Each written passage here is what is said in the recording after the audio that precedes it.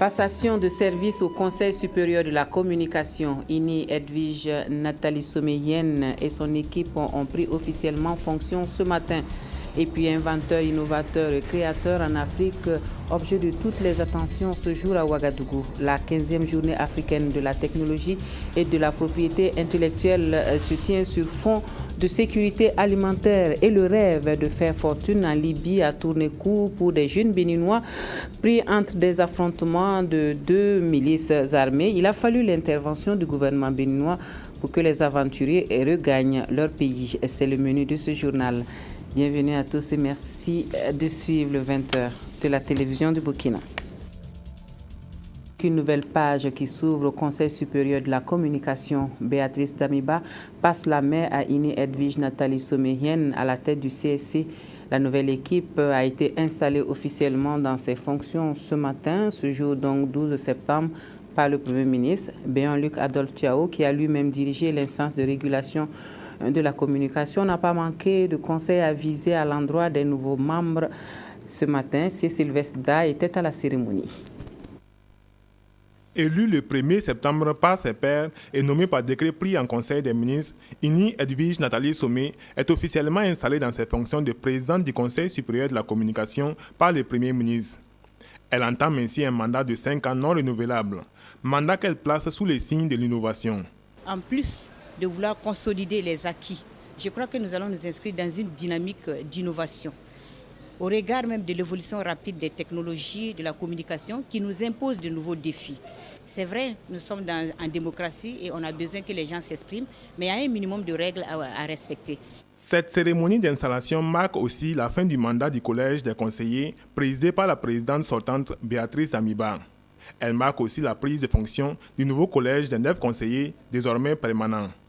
Du bilan des 6 années passées à la tête de l'institution burkinabé de régulation des médias, Béatrice Damiba note beaucoup d'acquis et encourage la nouvelle équipe à faire mieux. Toutes les félicitations reçues, les hommages reçus, les satisfecits distribués à mon endroit, je voudrais les partager avec tous ceux avec qui j'ai eu à travailler durant ces 6 ans. Les médias et syndicats de la presse représentés félicitent Béatrice Damiba et son équipe pour le travail abattu, même si les attentes restent immenses. Que la nouvelle présidente travaille dans le sillage de la précédente, qu'elle consolide ce qu'elle a laissé et que surtout elle aille plus avant dans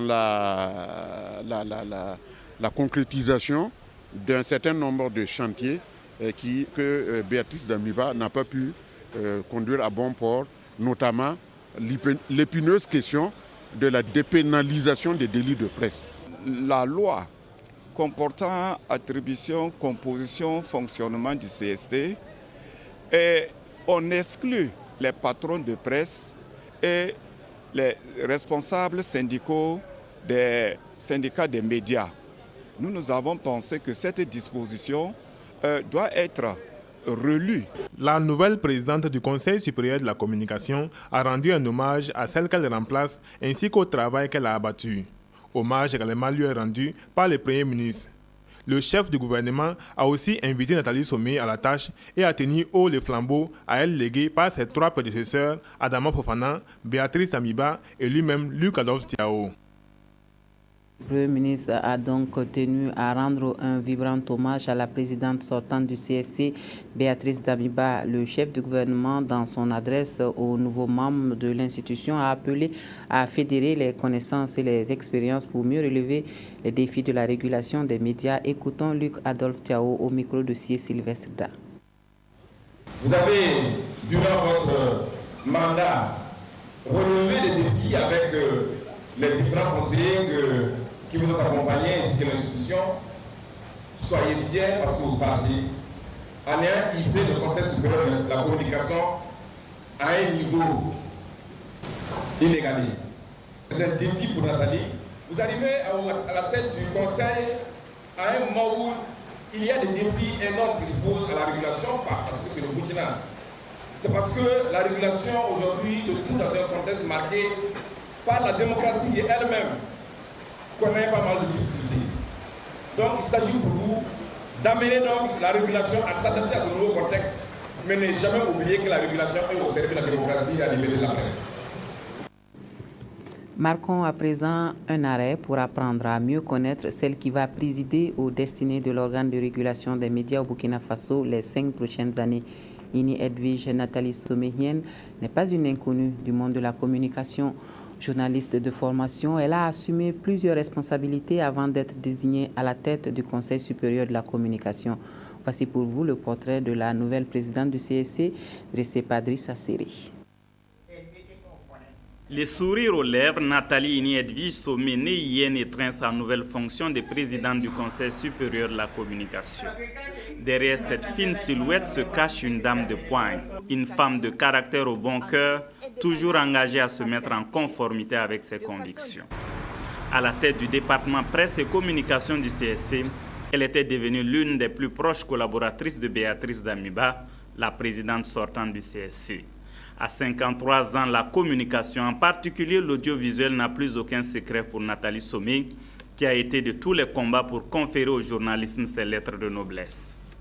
Chargée de communication du CSC, conseiller technique du ministre de la Communication, en date on se rappelle son passage remarqué à la tête de la RTV Ouest Bobo Dioulasso, où elle a imprimé sa vision à la radio et à la télévision.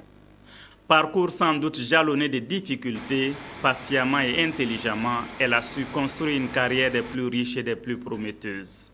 Depuis sa ville natale de Gawa, en passant par le lycée municipal de Bobo Dioulasso où elle obtient un baccalauréat série A4, l'université de Ouagadougou, couronnée par une licence en sciences et techniques de l'audiovisuel et des études sanctionnées par une maîtrise en sciences et techniques de l'information et de la communication de l'université d'Abidjan, Nathalie Somé a bâti son cursus dans les sillons de la communication. Sans avoir rêvé de prendre un jour la tête d'une institution comme le CSC, Nathalie Somé accomplit aujourd'hui un destin. Rigueur, professionnalisme, amour du travail bien fait, voilà des qualités que ses collaborateurs retiennent d'elle. En prenant la tête du CSC, elle réalise un rêve dont le secret réside dans sa foi. Active sur la scène politique, associative et religieuse, elle tire ses ressources de sa foi en Dieu, à qui elle a recours pour surmonter les différentes épreuves. L'efficacité dans la discrétion, la nouvelle présidente du CSC s'emploiera à relever le défi de l'ancrage professionnel du CSC. Autre point de l'actualité, voici une trouvaille de l'ONEA pour lutter contre les désagréments dans la gestion de boues de vidange des fosses septiques. Il s'agit de centres de traitement qui devraient permettre une meilleure utilisation de ces déchets, notamment dans l'agriculture. L'inauguration du centre à Zaktouli ce matin avec Jacques Lamissa Tarpara. Les habitants de la ville de Ouagadougou sont bien habitués aux odeurs et autres désagréments liés au déversement anarchique des boues de vidange des fosses septiques.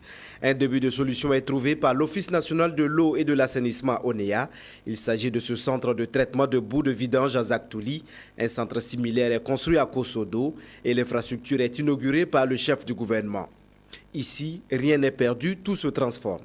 L'intérêt d'un tel mécanisme est que non seulement il permet de protéger l'environnement immédiat des populations, mais aussi il permet à partir de ces eaux usées, donc de pouvoir traiter et d'avoir de l'eau qui peut servir à l'agriculture, notamment au maraîchage.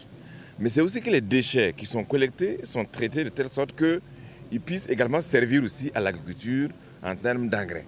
Donc vous voyez finalement, c'est non seulement on protège la santé des populations, mais cela aussi a un impact sur le plan économique. Mais pour que ces centres qui ont coûté 1,2 milliard de francs CFA remplissent pleinement leur rôle d'assainissement, il faut l'adhésion des ménages, mais aussi des vidangeurs. Des actions sont du reste prévues dans ce sens. Ce qui reste maintenant, c'est l'autre étape qui est de sensibiliser les populations. Et dans un premier temps, c'est les associations de vidangeurs. Ils constituent une soixantaine, je crois, de promoteurs de l'assainissement à travers les camions de vidange. Et c'est d'abord les sensibiliser à pouvoir effectivement respecter toutes les consignes qui seront édictées à travers la bonne gestion de ces stations et aussi sensibiliser les ménages. De leur côté, les services de vidange des fosses septiques saluent cette initiative. Ils demandent toutefois un accompagnement pour être plus opérationnels sur le terrain. Nous, présentement, ce que nous voulons, en tant qu'acteurs, vidangeurs, associations de vidange, nous souhaitons que l'ONEA, avec ses partenaires, puisse nous aider avec des camions bien performants. Parce que si on n'a pas de gros camions qui peuvent aller au moins à une grande distance et prendre une grande capacité, c'est-à-dire qu'on ne va pas s'en sortir. Voilà. Donc, s'ils peuvent nous aider avec des crédits bancaires ou bien nous cautionner, nous donner des camions, pour qu'au moins leur rentabilité aussi de cette œuvre-là puisse aller. Sinon, si avec nos camions-là, tout le temps, si la route est en panne, on ne pourra pas s'en sortir. Les centres de traitement sont financés par l'Agence française de développement, AFD, et sur place, une convention est signée pour la mise en œuvre du programme d'assainissement autonome en milieu urbain avec environ 1,6 milliard de francs CFA. Ce programme concerne les ménages dans les autres villes du Burkina Faso. On l'a compris, on met la propriété intellectuelle en rapport à la sécurité alimentaire et c'est également le thème de la célébration de la 15e journée africaine de la technologie et de la propriété intellectuelle. L'ambition de cette journée, faire la promotion des inventeurs, innovateurs et créateurs et lutter par la même occasion contre les produits de contrefaçon. Sur la cérémonie d'ouverture ce matin à Ouagadougou, le compte rendu de Claudine Bikaba. L'innovation est au cœur de la croissance économique, mais aussi l'élément déterminant de la pérennisation des entreprises et par conséquent un facteur sur lequel repose le développement. C'est conscient qu'elle devrait jouer un rôle dans l'atteinte de la sécurité alimentaire que cette 15e édition de la célébration de la Journée africaine de la technologie et de la propriété intellectuelle est placée sous le thème « Propriété intellectuelle et sécurité alimentaire en Afrique ». La propriété intellectuelle participe vraiment de la science, de la technologie, de l'innovation et de l'accompagnement de tous les processus d'invention, de recherche et de soutien à tous les secteurs économiques aujourd'hui, artistiques et culturels. Et je pense que les pays africains ont un intérêt majeur, surtout dans un domaine aussi important comme la sécurité alimentaire. L'Organisation africaine de la propriété intellectuelle, OAPI, existe il y a 52 ans. Elle œuvre à promouvoir et à soutenir les innovateurs, inventeurs et créateurs africains dans le but d'impulser le développement et pour cela, elle a de nombreux défis à relever. Les défis consistent à faire de la propriété intellectuelle une réalité dans nos États membres. Au plan juridique, je rappelle qu'il y a une loi d'orientation en matière de recherche qui a été votée, ce qui exprime une volonté manifeste du gouvernement d'aller vers la valorisation des résultats de recherche. Cette rencontre a été le lieu de récompenser le premier responsable de l'organisation par l'insigne d'officier de l'ordre du mérite burkinabé qui a présenté par la même occasion le nouveau logo de l'institution. Elle a été également un espace où les acteurs de ce secteur ont pu exposer leur savoir-faire qui a fait l'objet d'une visite. Et le comité permanent inter-État de lutte contre la sécheresse dans le Sahel est dans la perspective d'une nouvelle impulsion dans les stratégies et politiques nationales de population pour accélérer le processus de transition démographique dans les pays membres du SILS.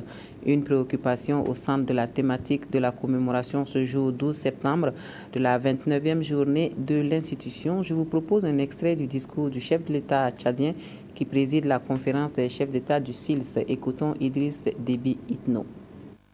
Notre institution sous-régionale de coopération, qui est le SILS, est à leur côté pour apporter toute son expertise. Dans chaque État membre, il est urgent de redynamiser la mise en œuvre de stratégies, de politiques et de programmes de population en dotant les structures nationales chargées de la coordination et du pilotage des politiques de population de moyens matériels, humains et financiers conséquents pour leur permettre d'accomplir avec efficience leur mission.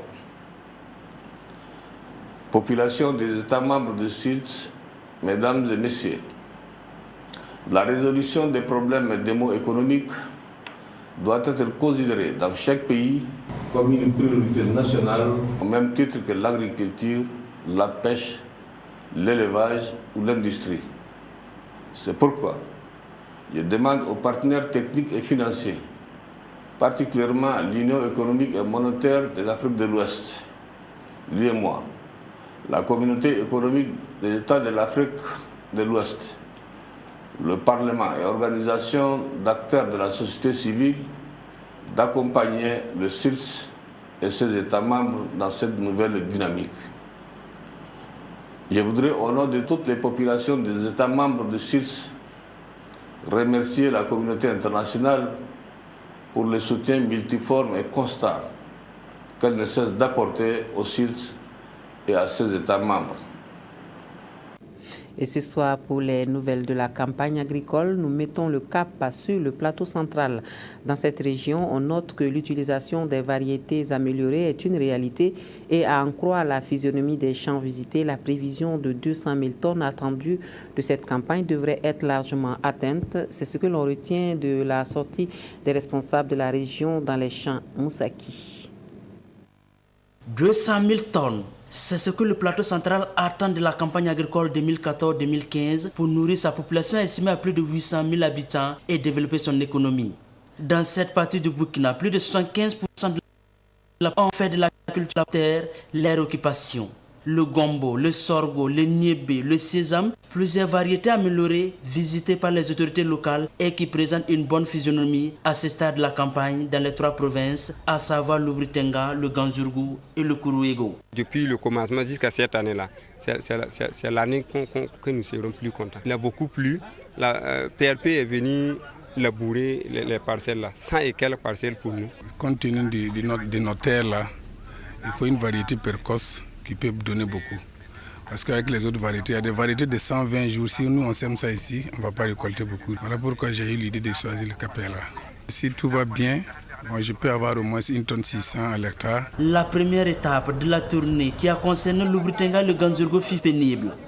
2 jours durant, le gouverneur du plateau central, le président du conseil régional, la directrice régionale et les techniciens de l'agriculture ont pu apprécier l'état de la campagne et surtout l'adoption des techniques de production par les producteurs. Les activités concernant les opérations culturelles sont réalisées dans les bons temps. Les paquets technologiques ont été assurés et nous avons constaté aussi que vraiment les producteurs se sont mis pour que, en tout cas, nous puissions atteindre les objectifs de production que nous nous sommes fixés. Ce que nous avons constaté, c'est vraiment bien. Les producteurs ont suivi le paquet technologique que les responsables de l'agriculture les ont enseigné. À l'heure actuelle, on peut en tout cas souhaiter que les pluies nous accompagnent jusqu'à terme afin que nous puissions bien récolter. Que ce soit dans le Britenga, dans le Ganzourgou ou dans le Kourouégo, plusieurs producteurs disent avoir reçu des formations à travers les champs et écoles des producteurs CEP. Et ils ont aussi bénéficié pour la plupart de l'appui du projet Ripluvial et du PAPSA à travers l'aménagement des bas-fonds rizicoles, l'octroi de semences améliorées. Cependant, des difficultés ont été soulevées lors de cette tournée et qui se résument à l'insuffisance des moyens techniques, au manque d'infrastructures routières et surtout le retard de paiement des producteurs sémenciers. Des points qui constitueront certainement des sujets de réflexion pour rendre l'agriculture un véritable métier dans le plateau central. Et dans la boucle du Moun, le MCA Burkina a fait des réalisations qui vont contribuer à l'amélioration de la productivité agricole et les revenus des producteurs. C'est le cas du marché de Die et des vannes de Léry qui s'inscrivent dans le cadre du projet de développement de l'agriculture. Les infrastructures ont été inaugurées en présence de Francis Tien. Cet acte consacre l'inauguration officielle du marché communal des Dignes. Comme cette localité, elles sont au total 4 communes de la boucle du Moun à bénéficier du nouveau marché grâce au partenariat entre les États-Unis et le Burkina Faso. D'un coût global d'environ 1,390 milliard de francs CFA, ces infrastructures vont permettre à plus de 1700 producteurs d'écouler leur production dans un environnement sain et sécurisé. Le développement de l'agriculture n'est possible que s'il y a un marché pour amener les productions des producteurs vers les consommateurs. C'est d'ailleurs une des préoccupations sans cesse renouvelées par les producteurs que nous rencontrons sur le terrain. À travers ces centres commerciaux, le Millennium Challenge Corporation entend améliorer le revenu des producteurs. Mais le plus important, c'est de lancer l'achèvement des résultats afin de permettre les fermiers, les producteurs, les vendeurs de réaliser le bénéfice et plus de croissance économique pour eux. Les autorités communales des Dignes se sont engagées à prendre soin du joyau et à en faire un pôle de croissance économique. Aujourd'hui, nous avons un joyau qui nous permettra une relance économique à travers le commerce des produits agricoles. Autre infrastructure inaugurée, ce sont les vannes de Léry dans le Nayala, financées à hauteur de près de 5 milliards de francs CFA. En plus des vannes, des ouvrages associés comme la station hydrométrique, la digue et l'évacuation des crues ont été réhabilités. Et ces aménagements qui ont été faits, c'est pour vraiment utiliser l'eau. Et le MCA a vu qu'en l'état, les vannes de Léry ne pouvaient pas permettre de conduire l'eau, en tout cas jusqu'au niveau de ces périmètres-là. Donc il fallait vraiment rendre cet investissement-là durable. Les différentes infrastructures du Millennium Challenge Corporation témoignent l'engagement des États-Unis aux côtés des producteurs burkinabés. Et on poursuit le bilan du Millennium Challenge et contre Burkina. La première session extraordinaire qui marque la fin du compact a fait le point des passations de marchés publics. Des précisions avec Adama Koulibaly. La première session extraordinaire du Conseil national du Millennium Challenge et contre Burkina Faso marque la fin du compact qui a permis la réalisation de plusieurs projets.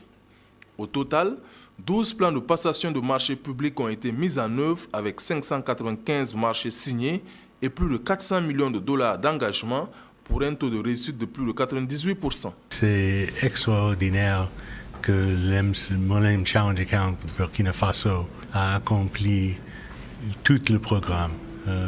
Ils ont achevé tous les objectifs fixés il y a 5 ans. Et c'est quelque chose d'extraordinaire. Il y avait des routes, des programmes de sécurisation foncière, des programmes des écoles surtout pour les filles et les programmes agricoles autour du périmètre de DI. Le compact a officiellement pris fin le 31 juillet dernier. Le Millennium Challenge et contre Burkina Faso s'en va, mais une agence pour le partenariat et le développement a été créée en Conseil des ministres pour prendre la relève. Elle va travailler afin de préparer un éventuel compact si le Burkina Faso venait à être éligible. Il était prévu effectivement que, après la clôture qu'il y ait, on mette en place une structure qui puisse prendre le relais parce qu'il pourra avoir toujours des choses à revendiquer à l'ancienne structure alors qu'elle n'est plus là.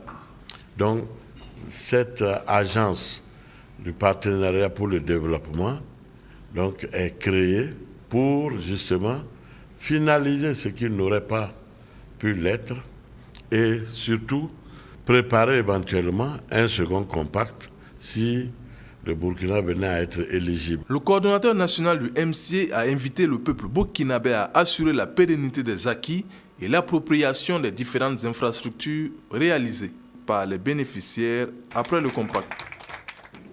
Et le grand concours du secteur informel cette année se veut une interpellation des acteurs de ce secteur à franchir le pas vers le formel. Un appel à peine voilé dans le thème qui invite à une réflexion sur des stratégies pour faciliter cette transition. Le concours est une initiative du ministère de la Jeunesse, de la formation professionnelle et de l'emploi et c'est Koudougou qui a abrité la 10e édition tenue ce jeudi 11 septembre. Isaïe Parkouda. Au Burkina Faso, le secteur informel se positionne comme une source potentielle de revenus et un mode d'insertion socio-professionnelle. Sa part contributive à l'essor de l'économie nationale serait encore plus considérable s'il était formalisé.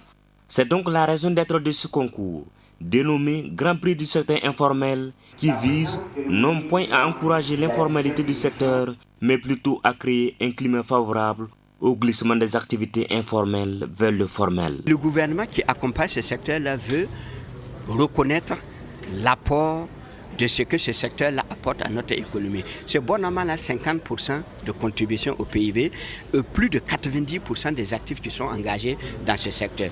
Et les plus hautes autorités du pays qui font organiser chaque année cette édition-là marquent leur ferme volonté à accompagner ce secteur-là qui est vraiment créateur d'emplois. Le ministère mise sur la question des crédits, la formation professionnelle et la structuration en essayant de regrouper les femmes par catégories socio-professionnelles. Elle touche à tout. Elle fait couture, elle fait élevage, elle fait tout. C'est pas efficace. Pour quitter du secteur informel au secteur formel, Là où il y a plus d'avantages selon les autorités, les travailleurs de l'économie informelle demandent qu'un accent particulier soit mis sur la disponibilisation du crédit afin de leur permettre d'être plus entreprenants. Entre nous, les gens du secteur informel, beaucoup vont dire qu'il leur faut des moyens, des accompagnements financiers et techniques par rapport à leurs activités. Pour cette 10e édition, des compétitions régionales et nationales seront organisées dans 8 secteurs d'activité, dont la mécanique auto et moto, la restauration et la transformation des produits alimentaires, la coupe-couture, l'agriculture et l'élevage. La stratégie devra permettre de toucher 1500 acteurs. Actualité politique des démissionnaires du mouvement du peuple pour le progrès face à la presse à Bobo Dioulasso. Il s'est agi de donner aux journalistes les motifs de ce départ du MPP, des précisions avec Widiaro Kiasano.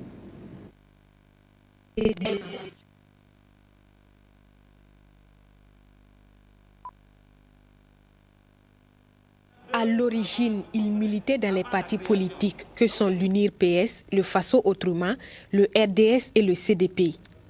Puis ils ont migré vers le mouvement du peuple pour le progrès MPP, où ils étaient, semble-t-il, des points focaux des arrondissements et des secteurs de Bobo Dioulasso. Aujourd'hui, ils déclarent leur démission du MPP au profit du Congrès pour la démocratie et le progrès CDP. Raison évoquée, trop de difficultés au MPP et des espoirs déçus. Nous avons quitté nos partis et formations politiques pour de meilleures ententes et ambitions politiques en faveur du peuple. Mais malheureusement, nous sommes plus que déçus de ce que nous avons constaté de ce parti et du comportement de plusieurs de ses responsables. À partir de ce jour, nous, démissionnaires du MPP, prenons l'engagement ici et maintenant de rejoindre le CDP. Au dire d'Arman Sawadogo, il serait plus de 300 démissionnaires à travers la province du Houé. Il assure cependant qu'une liste de ces démissionnaires, accompagnée de leur signature, sera communiquée à la presse dans un délai de 72 heures. Le secrétaire national chargé de la jeunesse du mouvement du peuple pour le progrès de faire une lecture de ces démissions enregistrées au sein du MPP. Abdoulaye Moussé, devant les journalistes, s'est longuement exprimé et tire la conclusion selon laquelle ces départs n'empêchent en aucun cas la bonne marche du parti. Amadou Lougué a suivi le point de presse. Au menu de ce point de presse, éclairer l'opinion publique sur les démissions enregistrées ces derniers temps au sein du MPP, le mouvement du peuple pour le progrès. Si ces démissionnaires étaient dans nos instances, on aurait dû décliner leur identité complètement. Mais du moment où on nous dit que ça fait 300 et autres, et que personne n'a déposé une lettre de démission à la date d'aujourd'hui au niveau du siège du MPP à Bobo Dioulasso. Bon, mais nous assistons à des séries de conférences de presse dans les quartiers. Ce que nous avons suivi dans la presse aussi également, il s'agit d'individus quand même qui se battaient pour prétendre être des militants du MPP. Nous le reconnaissons, une personne de moins dans tout parti politique. Ce n'est pas un souhait. Selon le secrétaire national chargé de la jeunesse du MPP, ces agissements politiques qu'il qualifie de montage n'entachent en rien la bonne marche du parti. Cette rencontre d'explication avec la presse a été également l'occasion d'appeler les militants du MPP à la vigilance et à la mobilisation autour des idéaux du parti. Culture à présent, le ministère de la Culture décortique les décrets portant statut de l'artiste au Burkina aux acteurs culturels dans les différentes régions. Des explications qui vont permettre à chaque acteur de contribuer à la professionnalisation du milieu. Le coup d'envoi de la série de conférences a été donné à Manga Oswald Gaëtan Segeda. Fini l'époque où les amateurs, plaisantins et autres désœuvrés se jouaient les artistes. Les décrets portant statut de l'artiste et réglementation de l'organisation des spectacles apportent un autre regard au secteur et il vaut mieux les connaître. On aura affaire à des artistes salariés et les artistes indépendants. Donc sur le plan d'artistes salariés, c'est des professionnels. Donc par rapport à ça, il faut organiser ce domaine. Et concernant aussi les artistes indépendants, il y a toute une organisation à faire. Les entrepreneurs culturels, on sait dorénavant qu'il faut une licence. La durée de la licence, c'est 5 ans. Le coût, c'est 100 000. On sait que même au niveau des collectivités territoriales, la mairie, lorsqu'elle gère une salle, elle doit prendre une licence.